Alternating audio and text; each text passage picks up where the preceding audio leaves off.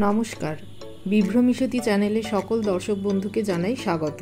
হাতে আছে দুদিনের ছুটি, মনটা কি আর গৃহবন্দী হয়ে থাকতে চায়? তাই আবার বেরিয়ে পড়লাম। কথায় তো আছেই, বাঙালির পায়ের তলায় সর্ষে। বেড়াতে যাওয়ার কথা উঠলেই প্রথমেই মনে পড়ে দীঘা, পুরী, দার্জিলিংয়ের কথা, অর্থাৎ দীপুদা। আর মধ্যবিত্ত বাঙালির বাজেট ফ্রেন্ডলি বেড়ানো মানেই তো দীঘা। কম খরচে, কম সময়ে খুব সহজেই এখান থেকে বেরিয়ে আসা যায়। কিভাবে দীঘা যাবেন? দীঘা যাবার তো অনেক পথ রয়েছে। ট্রেন তো আছেই, তাছাড়াও আছে বাস। এছাড়া গাড়ি নিয়েও চলে যেতে পারেন দীঘা। আর এখন তো লোকাল ট্রেনও চালু হয়েছে, অতএব দীঘা যাওয়া কোনো ব্যাপারই না। কলকাতা, হাওড়া তো বটেই, রাজ্যের বিভিন্ন এলাকা থেকে বাসে করে আসা যায় দীঘা। মাত্র কয়েক ঘন্টায় পৌঁছানো যায় এই সৈকত নগরীতে। দেখতেই পাচ্ছেন, কলকাতা পেরিয়ে চলে এসেছি হাওড়া। হ্যাঁ, আজ আমরা হাওড়া থেকে যাব দীঘা। হাওড়া থেকে আমাদের ট্রেন 12587 তাম্রলিপ্ত এক্সপ্রেস, যেটা ছাড়ার কথা ছিল সকাল 6:45। কিছুদিন ধরেই ট্রেনটি খুব লেটে চলছে। আজকে সকাল 11:15 ট্রেনটি ছাড়বে এমন মেসেজ পেয়েছি। সেই মতো হাওড়া পৌঁছলাম, কিন্তু 11:30টায় ঘোষণা হলো ট্রেন 22 নম্বর প্ল্যাটফর্ম থেকে ছাড়বে। প্ল্যাটফর্মে চলে এলাম। আসার বেশ কিছুক্ষণ পরে ট্রেন ঢুকলো।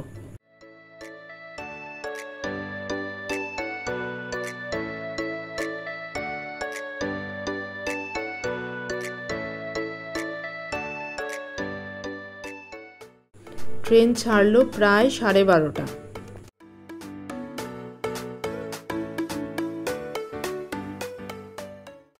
কখনো থেমে, কখনো ধীর গতিতে যেতে যেতে অবশেষে সুপারফাস্ট এক্সপ্রেস এবার তার আপন গতিতে এগিয়ে চলেছে।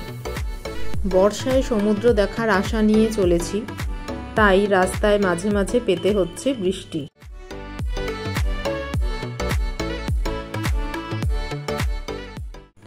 মুষলধারে বৃষ্টি নেমেছে। ট্রেনের মধ্যে বসে বসে বৃষ্টি দেখতে বেশ ভালোই লাগছে।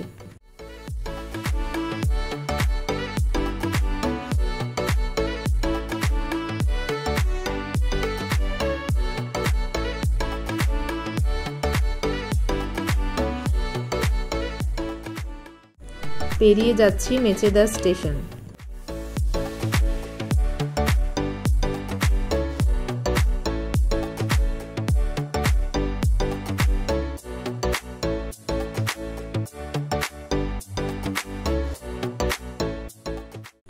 রেল লাইনগুলো কেমন একটার সঙ্গে আরেকটা মিশে মিশে এগিয়ে চলেছে। মেচেদার বিখ্যাত চপ টেস্ট তো করতেই হয়। এবার রেল লাইনের দুপাশের দৃশ্যপট পরিবর্তন হলো। দুপাশে প্রচুর পদ্ম ফুলের চাষ হয়েছে, যদিও দু একটি ফুলের দেখা পাওয়া গেল।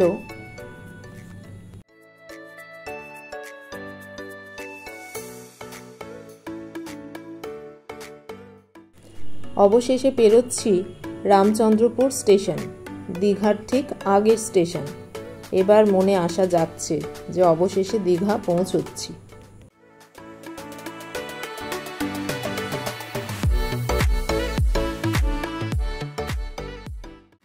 3.5 ঘন্টার রাস্তা প্রায় 6.5 ঘন্টা লেট করে দীঘা পৌঁছানো গেল। ঘড়িতে সময় 4:34। স্টেশন থেকেই দেখা যাচ্ছে জগন্নাথ মন্দির তৈরি হচ্ছে।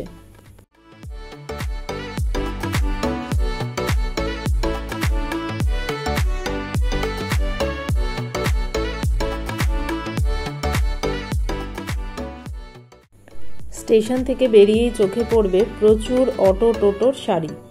একটা বুক করে এগিয়ে যান হোটেলের পথে। আগে থেকে হোটেল বুক যদি নাও থাকে তাও কোনো সমস্যা নেই, টোটো, অটোর ড্রাইভাররা হোটেল খুঁজতে সাহায্য করে দেবে। টোটোতে ওঠার 2 মিনিটের মধ্যেই আমরা চলে এলাম আমাদের আগে থেকে বুক করা নিউ দীঘার হোটেল রূপসাগরে। হোটেলটা কেমন তা তো দেখাবই। প্রচণ্ড খিদে পেয়েছে, তাই হোটেলে চেক ইন করে একটু ফ্রেশ হয়ে আমরা বেরিয়ে পড়লাম। চলে এসেছি সমুদ্রের ধারে, কিন্তু এর মধ্যে আমরা অল্প কিছু খাওয়া দাওয়া করে নিয়েছি। এখন বাজে প্রায় 5:30। সন্ধে হয়ে এসেছে, তাই সন্ধে পর্যন্ত এখানে অপেক্ষা করব। একটু মার্কেট ঘুরবো, ঘুরে তারপরে আবার পৌঁছবো হোটেলে এবং পৌঁছে আপনাদের হোটেলটা দেখাচ্ছি।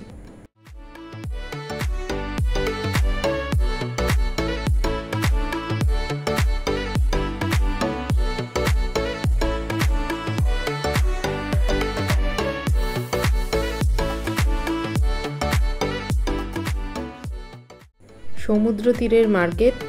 এখানে সব সাদা, লাল, হলুদ বিভিন্ন রঙিন মাছ বিক্রি হচ্ছে। আপনি চাইলেই গরম গরম ভেজে দেবে।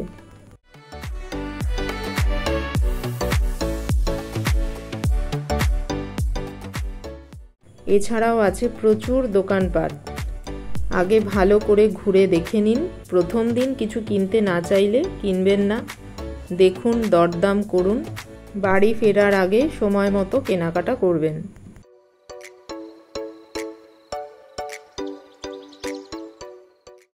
ফিরে এলাম হোটেলে। হোটেলে ঢুকে সামনেই রয়েছে সুইমিং পুল। সন্ধ্যের আলোয় ঝলমল করছে। আমাদের রুমটা ছিল 4 তলায়, অর্থাৎ 3rd ফ্লোরে। এই হোটেল থেকে সমুদ্রে হেঁটে যেতে সময় লাগে 5 মিনিট।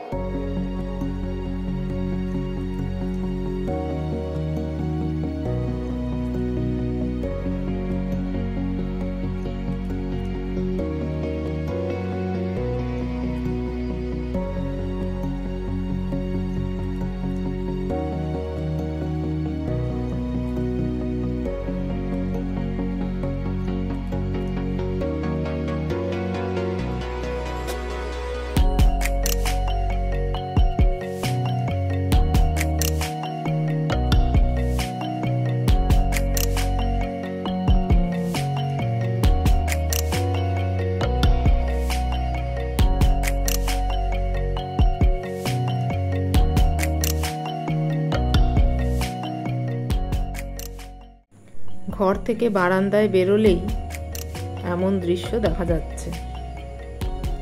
এখানে বিভিন্ন দামের রুম আছে, তবে মোটামুটি 1800 থেকে শুরু, সবই এসি রুম। সিজন অনুযায়ী হোটেলের তারিফ কম বেশি হয়। তবে দীঘাতে প্রচুর হোটেল আছে এবং বিভিন্ন বাজেটের হোটেল রয়েছে, তাই এখানে এসে থাকতে কোনো অসুবিধা হবে না।